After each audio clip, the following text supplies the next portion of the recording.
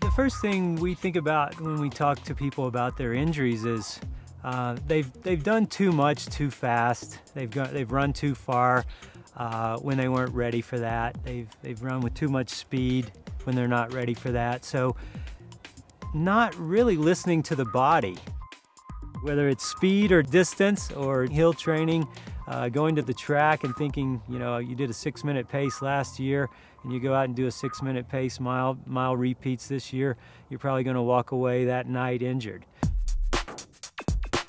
10% rule really applies to everything you do with an increase, and that's intensity, it's speed, it's hill work, it's intervals, everything that you do on an increasing basis. If you apply that to all the elements of running, it helps prevent injury. So let's say if you're running, your longest run last week was 10 miles and you're training for a marathon. Next weekend, you better not be doing 16. That's too big of a jump. Your next longest run would be 11 miles. So increasing your distance by 10% per week is a safe way to do that. And even if you're a walker and you're getting a physical, fitness program going, or you're a casual runner and you want to bump up to the next level, don't do too much too fast. Something else that helps is what they call periodization, which allows you to recover. And periodization gives you a recovery, builds in a recovery to your training in a cyclical form. It's convenient to use a month cycle. So if you have every 4th week is a slightly reduced week, it allows you to increase faster overall and prevent injury and allow recovery.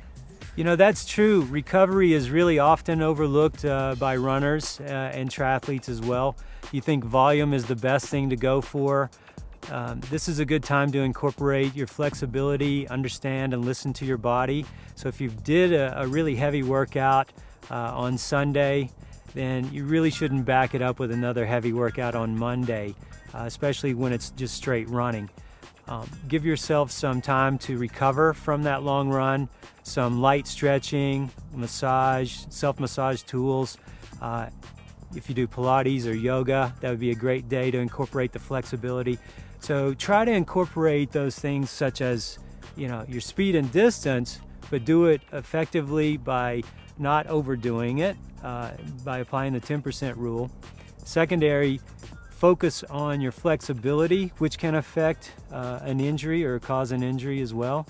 And look at your form and make sure your biomechanics are proper. People pronate, supranate, have all sorts of misalignments in their body, which is quite natural.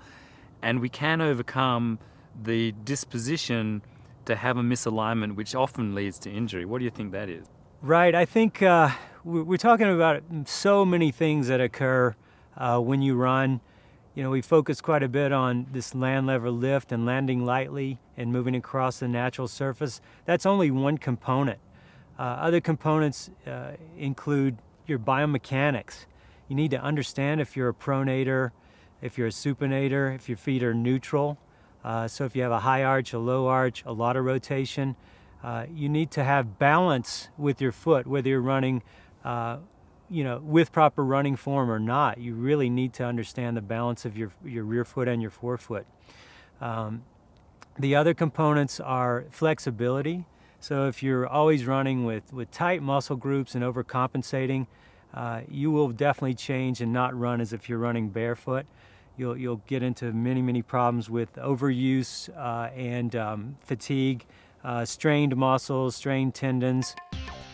One of the things that we do as runners today is we don't tend to get into that flexed athletic position, and that's what really prevents injury.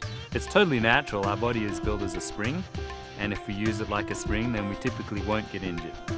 At Newton Running, for the past 15 years, we've studied natural running form. So what is that actually? Take your shoes off, run across the concrete or run across a carpeted floor. You'll notice that you touch very lightly, you land very lightly, and you just simply lift your knee instead of pushing off with force. By landing lightly and sensing the ground, you'll just automatically run with a better overall body form. So number one, let's really try to focus on what natural running is and exclude all the other exterior forces like how a shoe influences you. You need to think about how you should run and move yourself across the ground properly and run with proper running form as if you were barefoot. So landing lightly, you touch the ground like you're on hot coals, so you basically touch lightly and lift and move forward with gravity. Looking forward, leaning forward, use the natural running technique to influence injury prevention and speed.